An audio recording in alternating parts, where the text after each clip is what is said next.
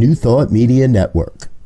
We are a global broadcast network of positive music, media, and entertainment, inspiring humanity's evolution along the journey of enlightenment and creating a world of love, peace, empowerment, and prosperity for all.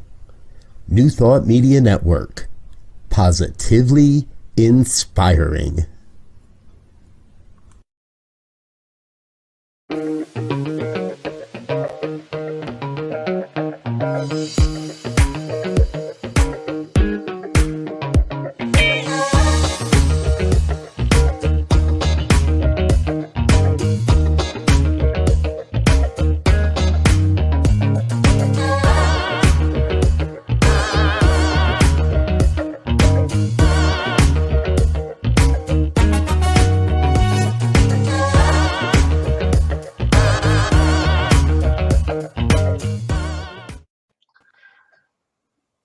And hello again, dear ones.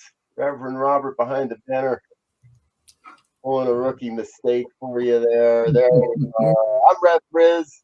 I'm Rev Z. And this is New Thought Today on the New Thought Media Network. Happens every Tuesday afternoon at 2 p.m. Mountain Time. If you're watching with us live, please chat along, share your comments, hit the like button, hit the share button. If you're watching a rebroadcast at a later time, it all helps. Feel free to comment, chat along, hit the like button, hit the share button, whatever it is that makes you feel good while you're with us today. Good afternoon, dear Wayne. Always good to see you, sir. To critical mass and beyond. We might get there today, Wayne. We'll see. No promises that we'll get to critical mass there today. But we're trying to stay warm. Z, it seems like Colorado's about to catch up with the rest of the country. Yes, it is. I just looked out the window and I'm getting the little flakes falling out of the sky right now. Ooh. So, they're saying we may get, depends on where you are, 7, 10, 12 in the city and front range. So we'll see what we get. Exactly. We're finally catching up. We're going to get some snow yet this year. Could be the biggest of the season. So, you know what that means is it means we get to hunker down, stay warm, stay home, stay safe, and make more content like this and hang out with really cool and inspiring individuals. Yeah. You know, folks, that's what this program is all about, exploring how we can use this new thought philosophy to create a world that works better for everyone and to wrangle the people that are doing that into the room with us. Now, today we've got a dear friend of ours, Reverend Patty Rumpza. She is from, now, and I want to make sure I lost my banner already. Look at that. I wanted to make sure I get the ministry right. It's the Golden Hearts Spiritual Communities is who you're with now. And we put up the mountain background for you today, Reverend Patty, because we know you were here in Colorado for a long time, and then you've moved on into these greater ideas, and we're going to hear a bit more about Golden Heart Spiritual Communities as we go today. Before we get there, though, say hi, let people know where you are and all that sort of stuff.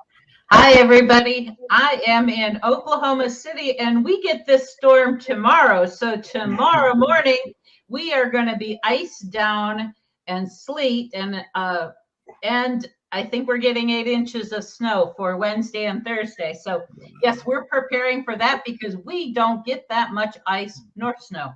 But I'm in Oklahoma City, happy to be with all of you, my friends in Colorado. It's good to have you with us. All right, well, we want to kick off today. Patty, you were with us at the Centers for Spiritual Living Convention last week, and in the prep time here before the show, we were chatting a little bit about some of our experiences there and some of the things that have been shared about there. And we'd love to hear, because I think there was a real clarion call on how this philosophy can serve moving forward in the world, not just remaining stagnant. And so we'd love to hear a little bit of your perspective on that, what you experienced and what you took away from the conference. Okay, well, I think it's important to know I've been a part of our movement for 35 years, and I've been doing this for 21 years.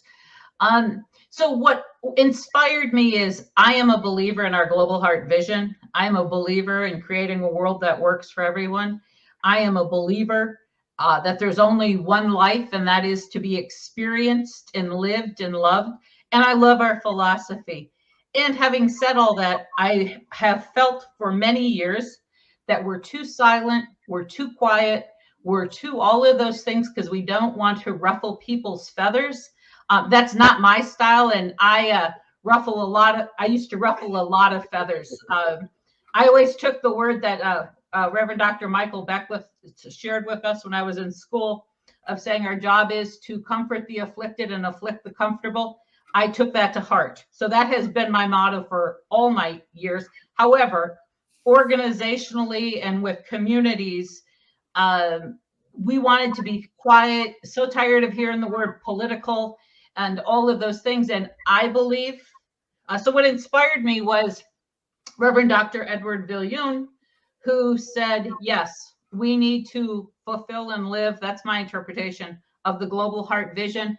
We need to speak up. We need to re-examine our teachings and how we apply them and what we say, and look at which ones keep catching us up. And there's a few phrases that keep catching us up. So it's the first time in a long time I felt very inspired by us, because I do believe we have tools and techniques and information and a philosophy that can help usher birth in oneness on our planet. So I'm excited. So that was one of my takeaways. My other takeaway were those young ministers, those 30-some-year-olds, since I did youth camps and I did youth programs, and that's how I started in this. And when I heard, and I don't know their names, you may, when I heard them too, woo, I'm like, we're going to be okay. They're going to bring us old people into the current time. So things that it got me really fired up of why I was there. And I felt renewed and refreshed of that there's more people on board, that we have to start speaking up in really loud ways. Yeah. Yes.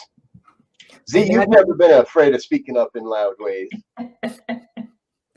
Yeah, and there's the a closed mouth never gets fed. So if you don't open your mouth and say something about something, you're not going to get fed. So we need to move into that program of being fed and feeding others once we get whatever it is that we get and give to the community. So that's a great way to say, come on, everybody pitch in, let's go get it done.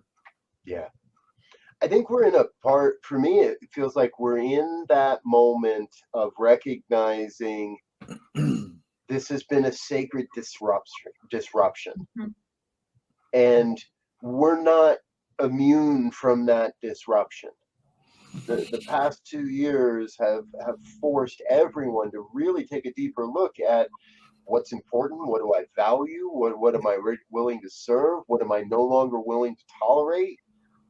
And that was one of the things I keep coming back to in that conference was our willingness to rewrite some of our sacred text, if you will, mm-hmm. Looking at this is where Ernest got to at that point in time in history, but wouldn't his thinking have evolved? And if it would have, I believe it could have come. And the shifting of the concept of tolerance and just tolerating is a huge part of that. So it feels like we are in that season of sacred discontent, sacred disruption to allow for something new. Yeah, I think I absolutely agree with that. And I think some of us have been sacred disruptors for quite some time. So we have more joining us, because when Reverend Dr. Edward was talking about stuff, I realized there are just pieces of what we believe that I've just not used for years because they're not true. They don't play out as true when you're actually working with human beings. So I like the sacred, disruptors. And I also think it's of us having some awareness that if we don't really live exactly what we say we believe, we too will go away as the dinosaurs have. We too will. We can't just be a mouthpiece, because people don't need mouthpieces. So, we're going to die off. So you mean to say we're going to become fossil fuel if we don't get our act together? Yes. Exactly. And that's key, because we are now moving into an era, cosmically, if you will. It's a time of change and evolution, in some cases revolution, of how systems and people are behaving. And then we have that whole humanitarian piece that has really come up big now, because we see some of the disparities and the shortages across the board. And so, I look at it saying that, hey, we have to have a evolution of humanity helping humanity. That's what all this chaos, I believe, is moving us toward. We have to get there so that we become our brother's keeper, and we're not just talking heads. And I'm willing to break my bread and have less tonight for you to have something tonight. And without that, we will continue to get separated, and before you know it, there'll be a whole bunch of islands and everybody's starving, either physically, mentally, emotionally, or spiritually, and then we'll be in a real world of hurt. I couldn't agree more. You stated that beautifully. Is our philosophy so good and so powerful, and it works so powerfully for some on that. And that's always been part of that disconnect, because we went off into spiritual arrogance at times without saying, hey, first you need to feed people.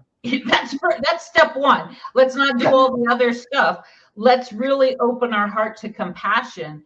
I was surprised at one of the things I heard there, because I really thought we had gotten rid of that 20 years ago, because in my bubble of the world I lived in, about, what's in your consciousness. I didn't even know that people use that phrase, but it was told to me so many times at convention. I'm like, oh, baby, back it up, So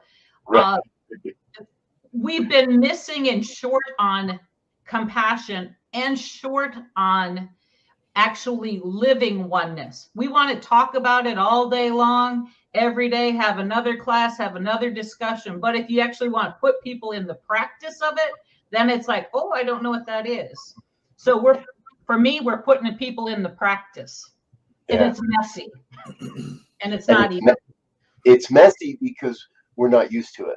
Mm-hmm. So many people in this movement have been allowed to sit back and play the card that says it's all in your consciousness.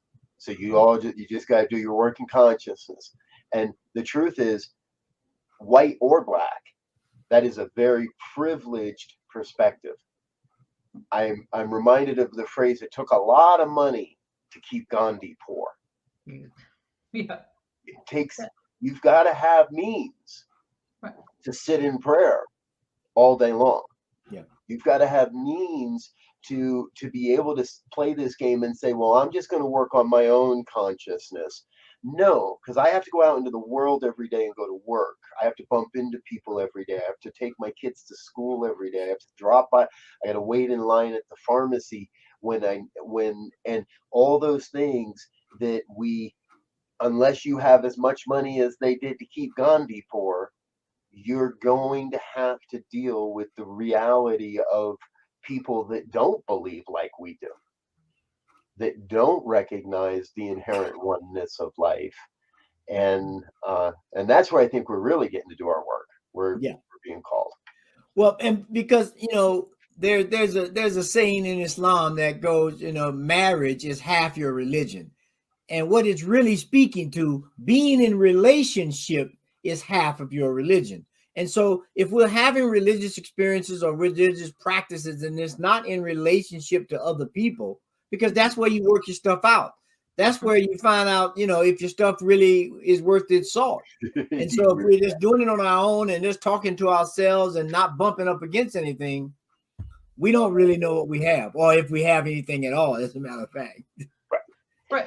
Because I think it's, you're doing and both. I mean, we're always privileged or not privileged, money or not. We have to see what's going on in our inner world.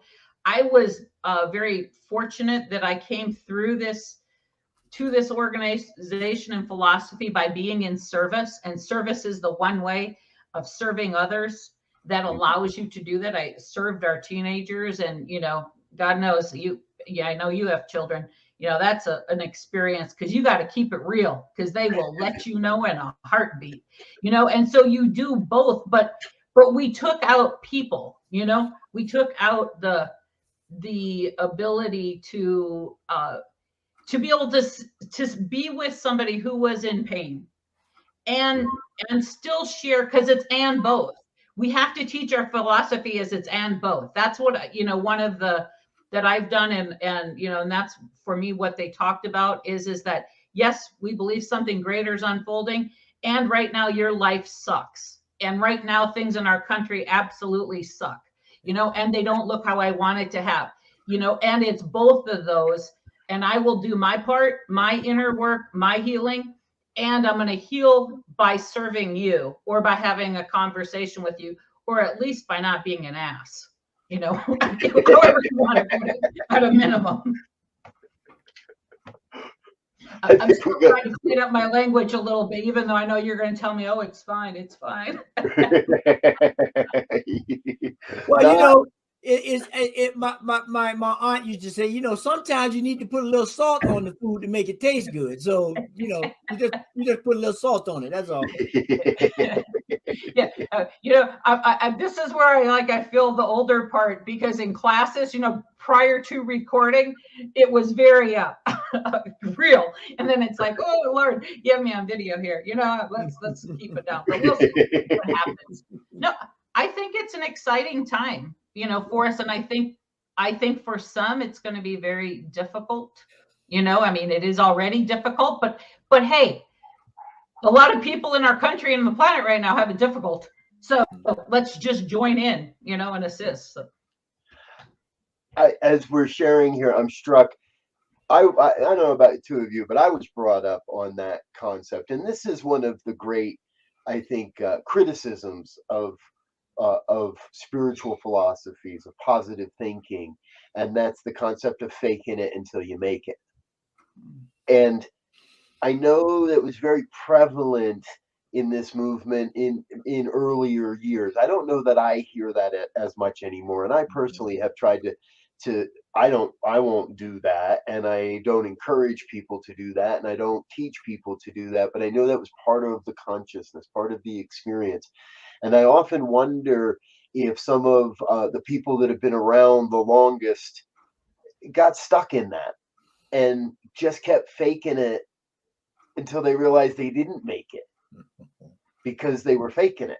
And now they're stuck in a place where they can't admit that everything's just been a facade, that everything's just been faking it, and they're not really happy, or they're not really living the prosperous life they say they want to. I'll be straight up. I've been in this 20 years.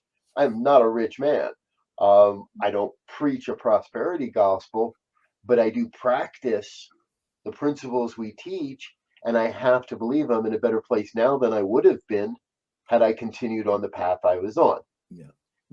But we don't sit around and just get a gold brick dropped in our hands. No, what? Because of a conversation I had earlier today, and we were reflecting on it, my co-spiritual director, we had such different backgrounds coming into this philosophy.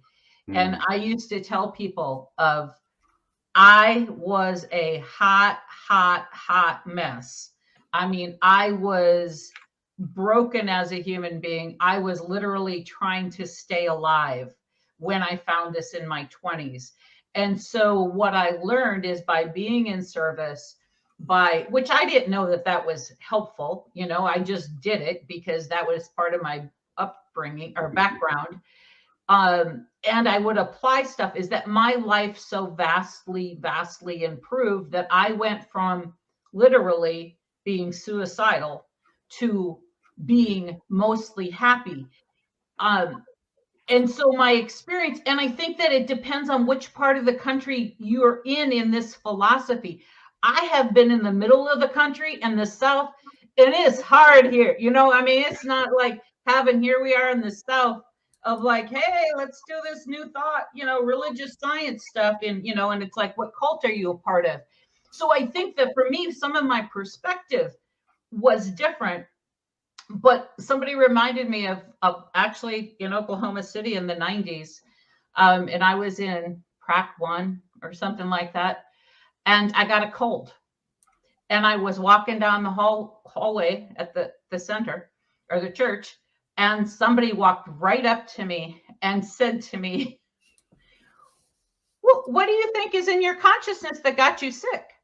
And I, being me, said, and what do you think if I hit you's in your consciousness right now? I'm like, get out of my face. Because I knew, I'd only been in it 5 years. I knew like that was I have it. That was the stupidest statement that there was. Saying that to somebody, what was in your consciousness? Well, how the hell do I know? I didn't even know that I had anything to do about my life until 5 years ago, you know? And so we've come a long way, but Robert, people are stuck in it.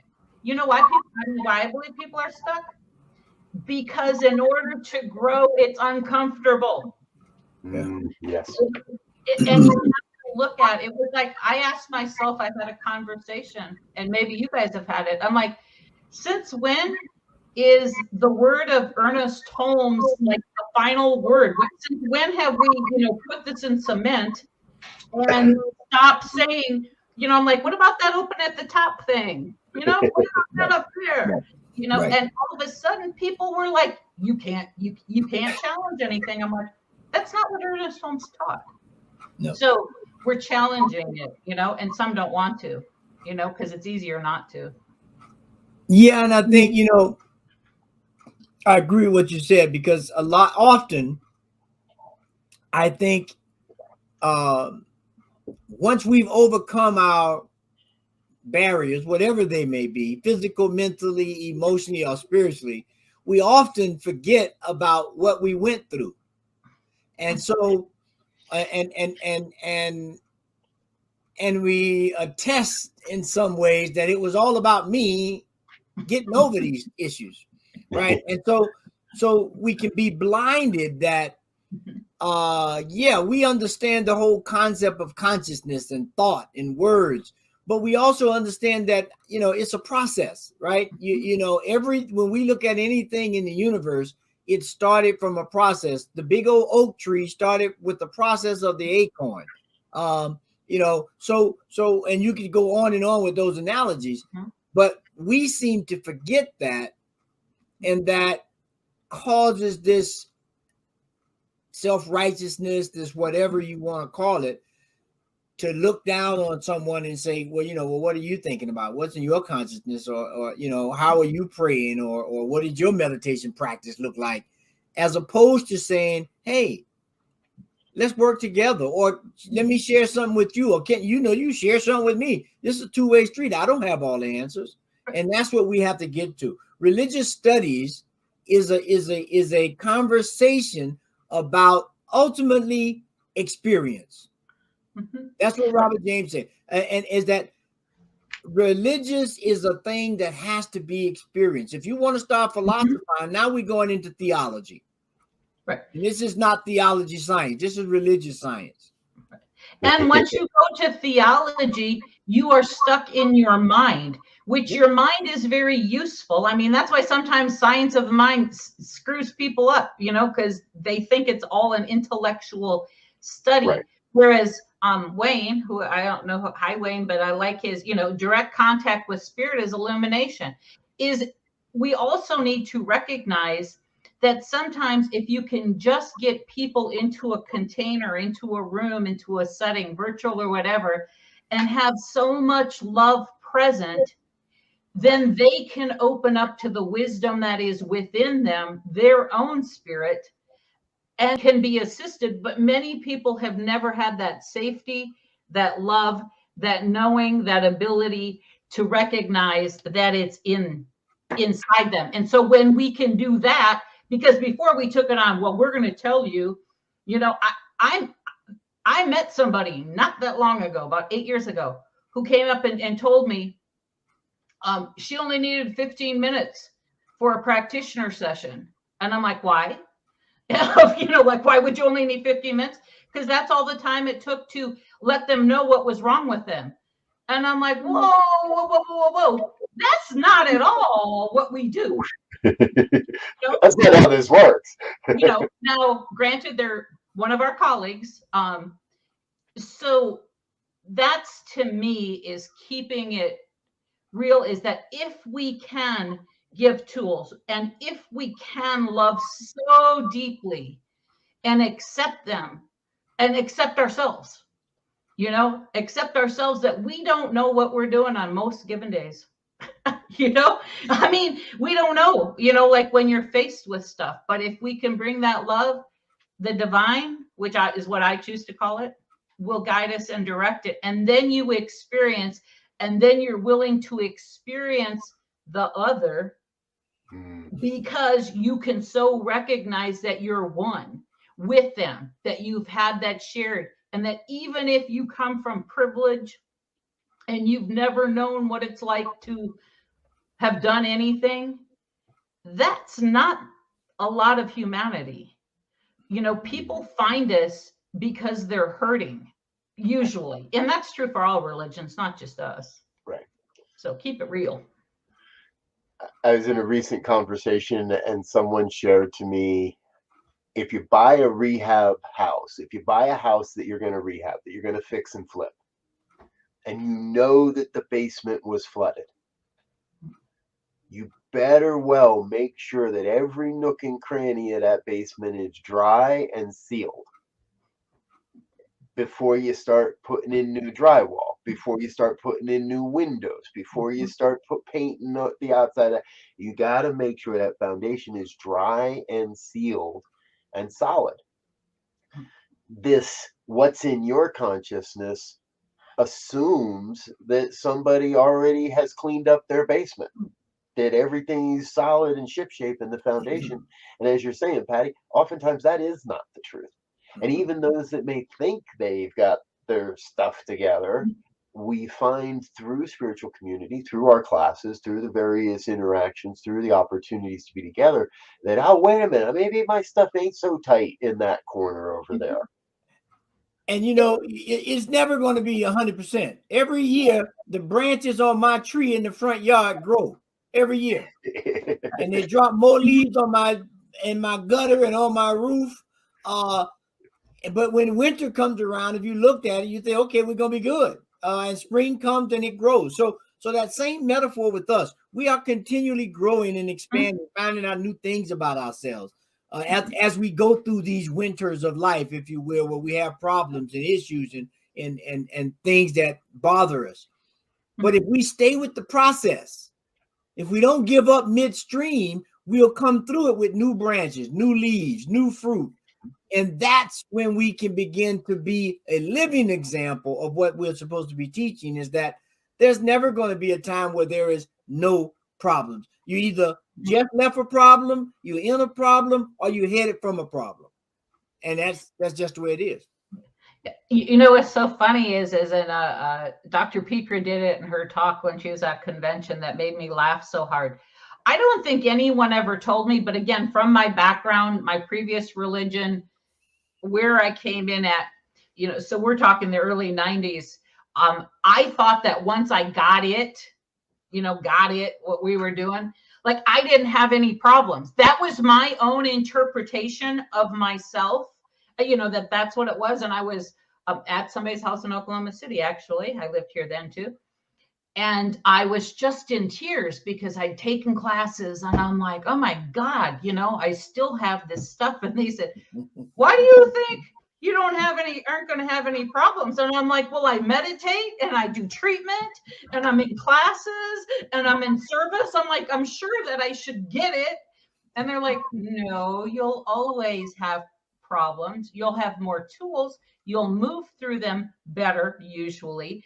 But that was my interpretation. And I think sometimes some of our friends, our colleagues, ministers, practitioners, other people, is they think like they know it, they got it all, and that if we address what's going on, that it somehow is less than, rather than what you said, Z. It's the process. We're always growing and evolving. Of my work, my growth never stops. I never stop doing inner healing work. I never stopped doing therapy, like with a real for real therapist, outside of here, who can also help get me a perspective. And people say, well, haven't you taken care of it by now? And I'm like, I'm still breathing and I'm still interacting with people and in our country. So no, I have not taken care of absolutely everything yet. But I think we bring all of those pieces together, and that's why I'm excited about now, is that I think we haven't even tapped into the possibility of what our philosophy, what our experience, what oneness being realized, revealed can be, because we haven't wholeheartedly tried it. And we've also forgotten a piece of it, which is, really emphasized on the healing. We got away from that too. And that, folks, is going to be the subject of our second half of today's programming. So we're going to take a quick break here, give Reverend Patty and myself and Reverend Z a chance to take a quick sip of water, run to the bathroom maybe for a quick moment. We're going to take just a brief second or two to let you know a little bit more about some of the things that are coming up here on New Thought Media Network. And I want you to I want to introduce you to our newest programming. It started today. It's going to run for 28 days. Check this out real quick.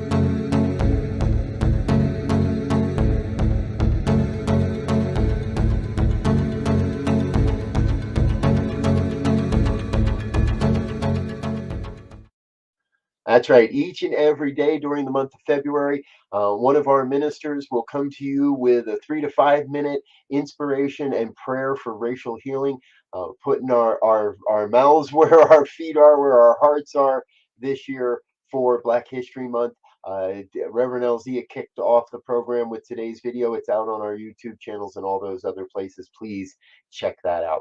All right, I'm going to grab a drink of water myself, let you enjoy a little more information about New Thought Media Network. We'll be back with more of New Thought Today in just a minute. Stay tuned.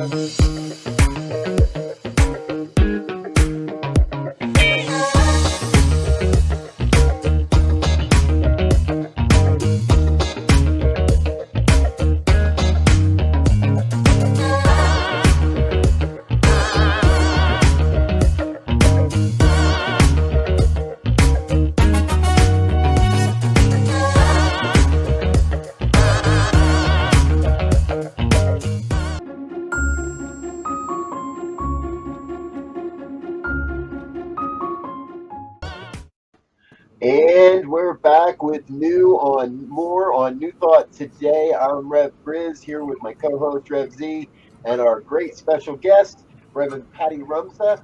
And Patty, we've been having a great conversation, and we let the first segment run on super long because of that. That's always so much fun around here.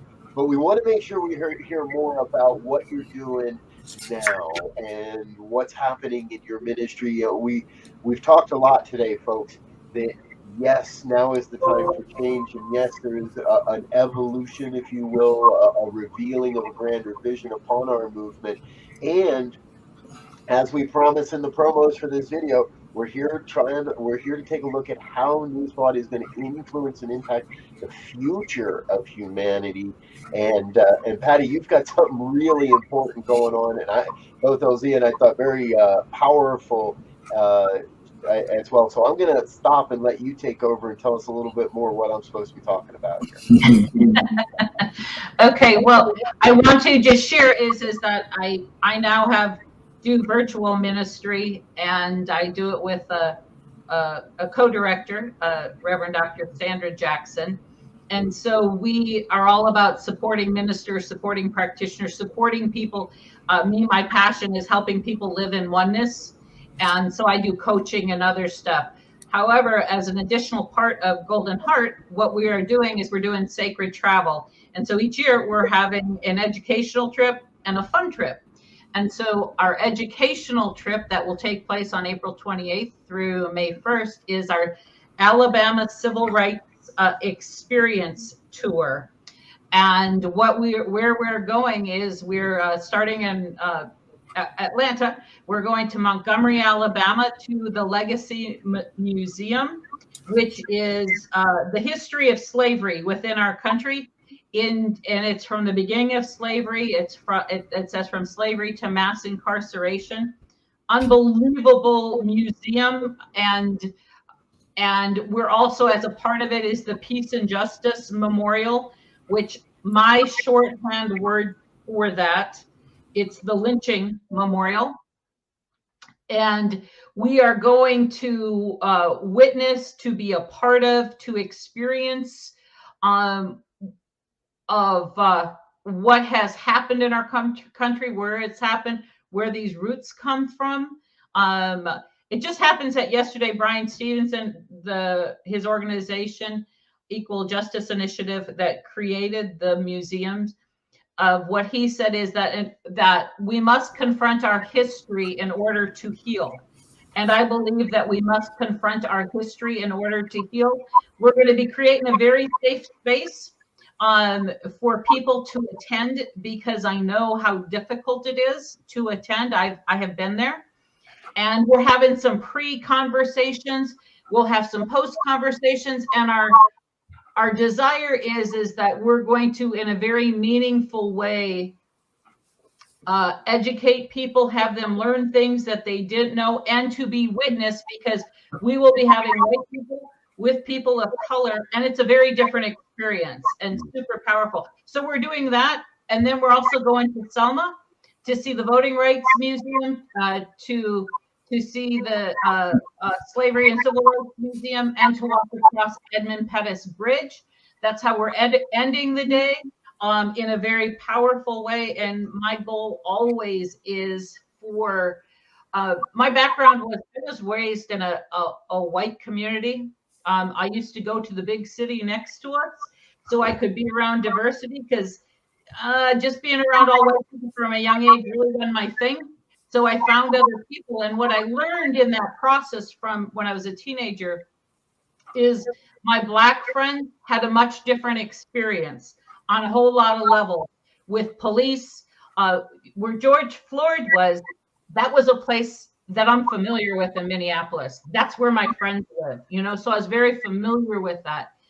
And I knew that. And because I've always had such close friends of color, I was aware of some of these things, not saying that I know, because obviously I can't, I'm a white person. When I went to my previous in Colorado, I could tell well-meaning white people just didn't understand. They didn't get it, because it wasn't their experience. So I am passionate. Sandra is passionate about really bringing healing so we can do authentic, deep work around racism so we can reveal oneness. And that I believe foundationally, we have to understand and see and know what has factually, historically taken place within our country. And we're going to add, to it, obviously, prayer and growth. But that's happening in April. And I'm really excited to be doing it because it's such powerful work.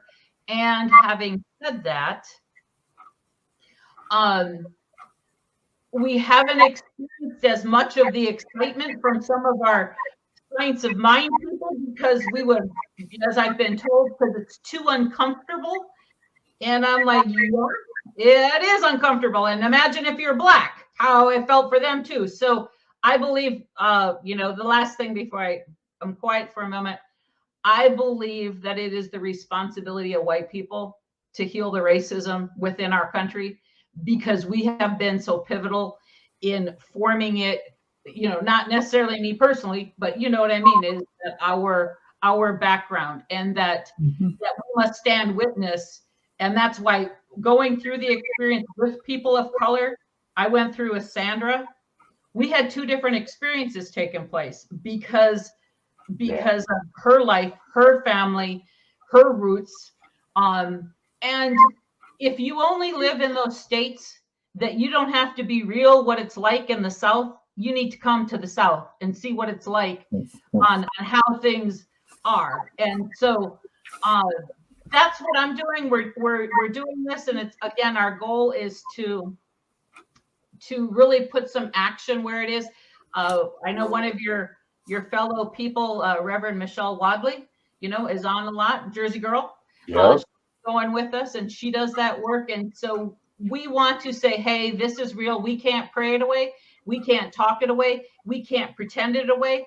We can't say it has nothing to do with us, because it does.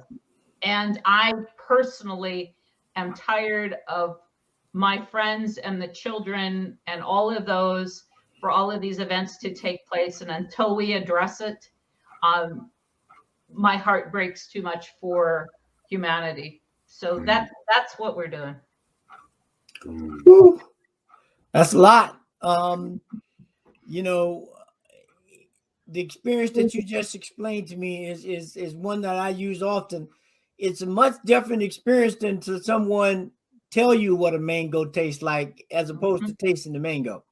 And so having people go be involved and see places where history took place and see videos and pictures of history that is object, and watch the experiences of yourself and those around you is a powerful healing thing.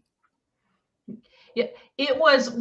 I was there in May, and I thought I knew a fair amount of things. The Legacy Museum, I haven't been to the voting rights, but the Legacy Museum and the memorial that goes with it, the way they have it designed, it's very real. It's very experiential.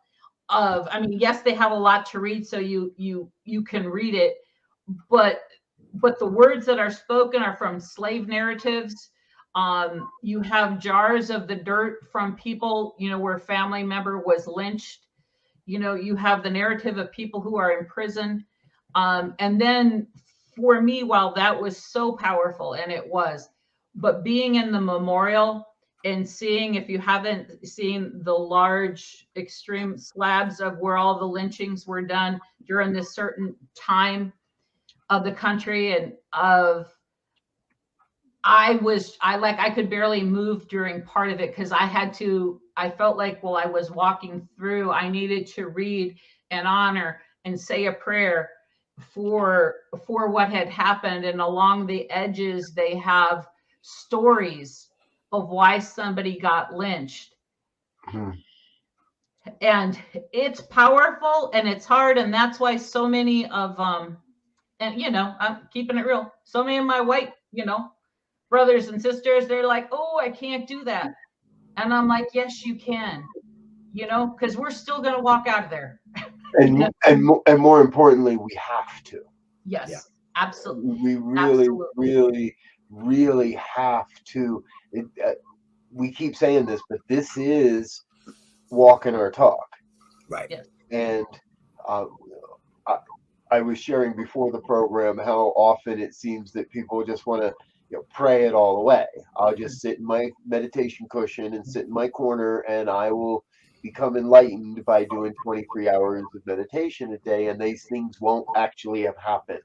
We can erase all of that if we just get our conscious, and that's all bunk, because these things happened, and yes, we're required to keep the honor, the memory, to allow for the healing, but the healing can't happen if I don't go see the doctor and do what's necessary. If I got something growing on my arm and I just keep saying, "Oh no, that's nothing. That's gonna go away next time. That won't be there next year," and then it kills you. So it's important work you're doing here, Dr. Pat. You know, and one of the things, especially again with the Legacy Museum in combination with the memorial, is oftentimes when I would work with people, white people, you know, it's the narrative. It's what happened with George Floyd, or what did he do, or, you know, what did he do, and this, and I didn't do this, and stuff. And, you know, and again, well-meaning, well-intentioned people, many of them, the ones that I'm dealing with, well-meaning, well-intentioned, is they just have no awareness because they have no spirit, you know, they have no point of reference for things happening. And when you go through and you read the little plaque on the wall that says, you know, the 15-year-old was lynched because he looked at a white girl, you literally lose your breath, and you hear story after story. And then when you go into the museum and you see a document from Nixon's, one of the people during the Nixon era, where they had in the paper, you know, where you could see this is how mass incarceration of Black people started.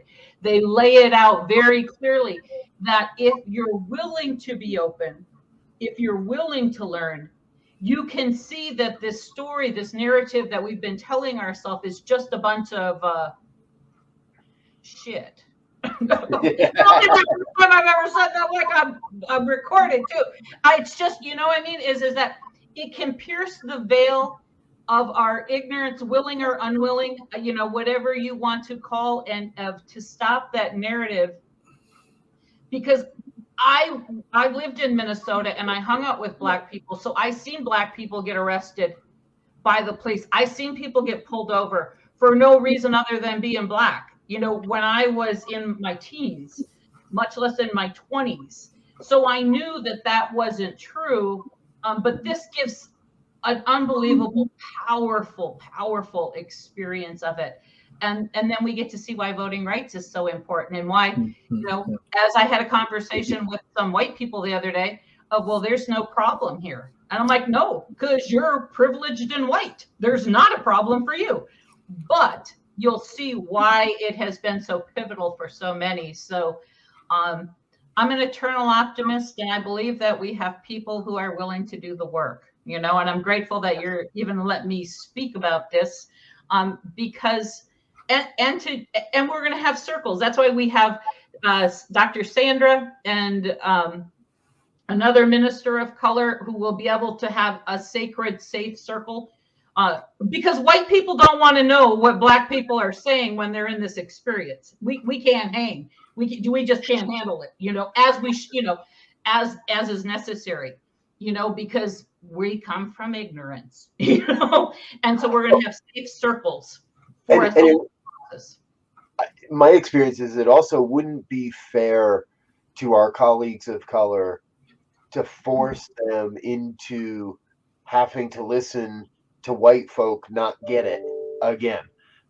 Right? We've relied on our colleagues of color to try to teach us and try to support and try, and that, you know, Z, I'm not going to speak for you, but I trust you've been there. I know you have. We've talked about it, that there's some fatigue in all of that, it's not separation to allow groups to process individually. Yeah. Because that allows us to bring back a richer experience to the whole. Yeah. You know, and it's like the high school lunchroom conversation. Why are all those black kids sitting together at the same table at lunchtime? No one ever says, why are all the white kids sitting at the lunch table together at lunchtime? And so there are certain things that certain groups of people have to handle and deal with themselves, and they are the best ones to teach it or highlight it to others, because I could never speak to anyone about climbing Mount Everest because I've never done it. Now I can tell you some stories about some books I read or some pictures I saw, but when you get up there in the air is thin and the weather is cold, I can't tell you nothing about that. And that's what you're going to have to deal with if you're going to get to the top of Mount Everest. Right. Wayne has on here, it's okay to be white. It's absolutely, there's a reason we're all the mixtures that we are.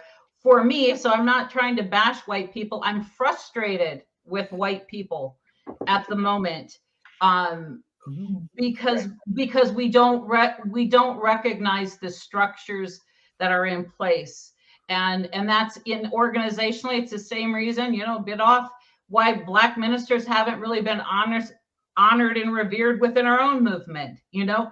And there's such a wealth of information, and when you are able to create, I have 20 plus year friendships with ministers of color that, because they know I'm curious, they know I'm interested, they know I do the work, they give me the grace that when I'm like, don't know what the hell's going on, or if I got it right, I can call them and have an honest conversation, because they know that I'm committed and I'm not trying to be a knucklehead,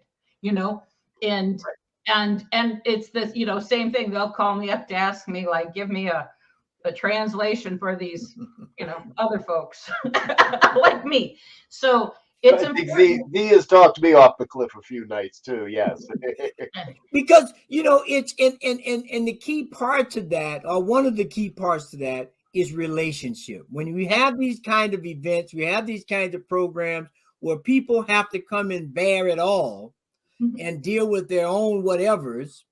And if you can do it honestly, authentically, and be open and non-judgmental as best you can form honest relationships where I can come to you or you can come to me and ask the difficult question. Because if you can't ask the difficult question, you're not going to get an answer. And if you don't have the answer, you're not going to know how to operate in that space.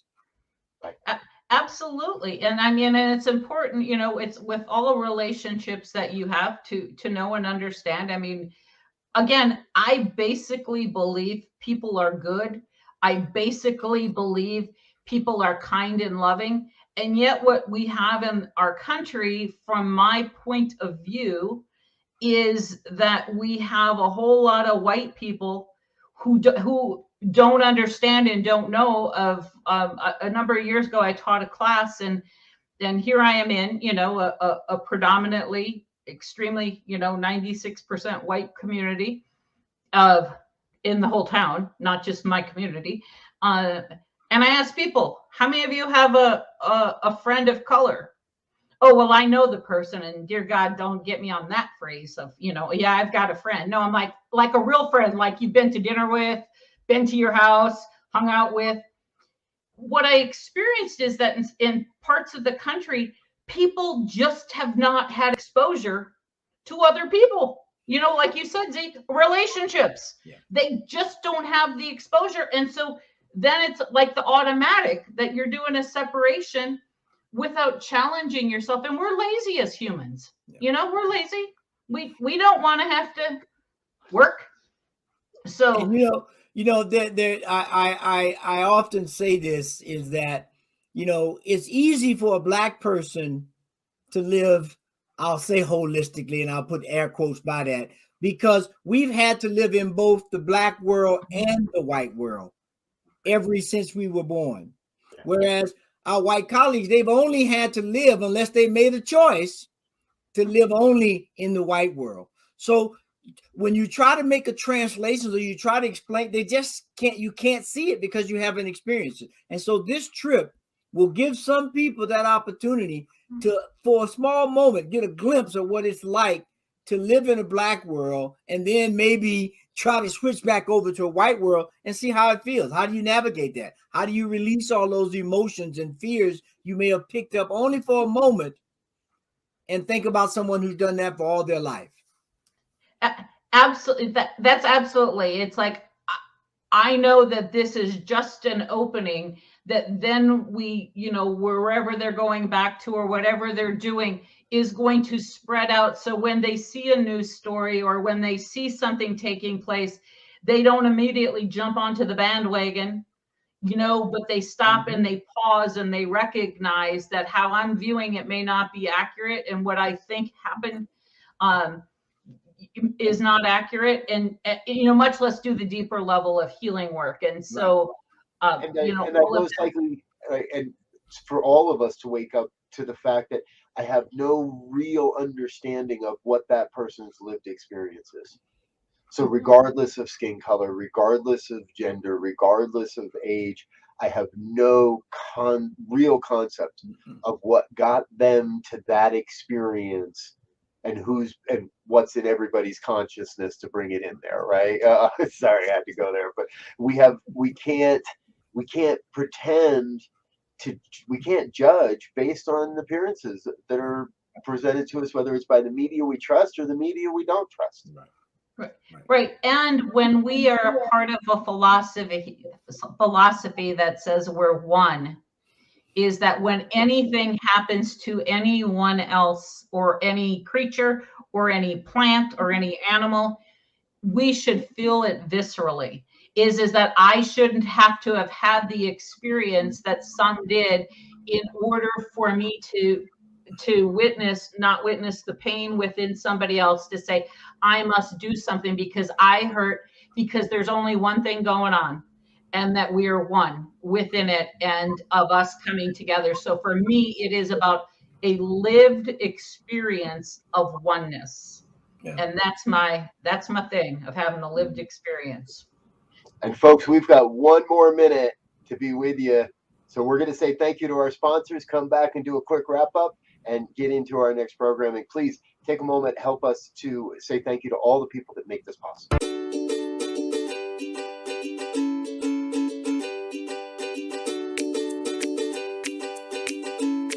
Thank you, Center for Spiritual Living Denver, for your continued support.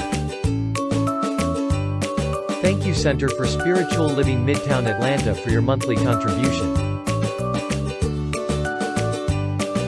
Thank you, Center for Spiritual Living North Jersey, for your monthly contribution.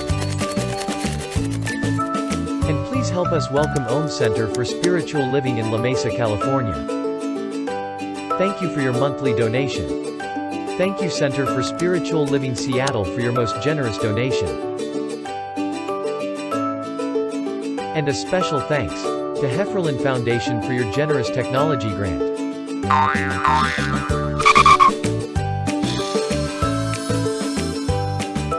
And Suze Ajit, thank you for your very generous donation. And a super special thank you to Dr. Tracy Brown, RSCP. Thanks for being a super donor. And a big shout out to all our committed donors.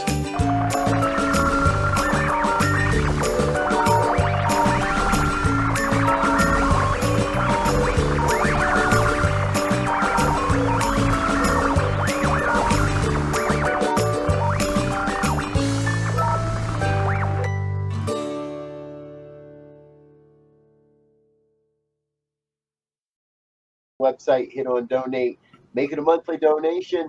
Any amount will get your name on the video there, and say thank you to you with all of our programming. All right, before we go, thank you again, Reverend Patty, for being with us. Folks, remember, this is an important experience. We really want you to take a look at this Alabama Civil Rights Experience. The website's been going across your screen. Let's make sure we get it back up there for you. Golden Heart SC. or yes, goldenheartsc.org. Head on over there. You can connect with Dr. Reverend Patty. Are we a doctor yet, Patty? No, that's Dr. Sandra. I'm just a Rev. All right. We need to get you a doctorate, I guess, just so I don't have to say Reverend. Thank you so much for being with us. We're so grateful you've been here. We hope you'll come back and join us again. And do remember, we have that show called Ministers Talking Shed. You seem like a natural for it. It has been such a joy, you two. Thank you so much. And I'd love to invite me whenever you need somebody to fill in, because I got lots of time now since I don't have a gig. Thank you. Much love to you. Peace and blessings. Peace. Peace.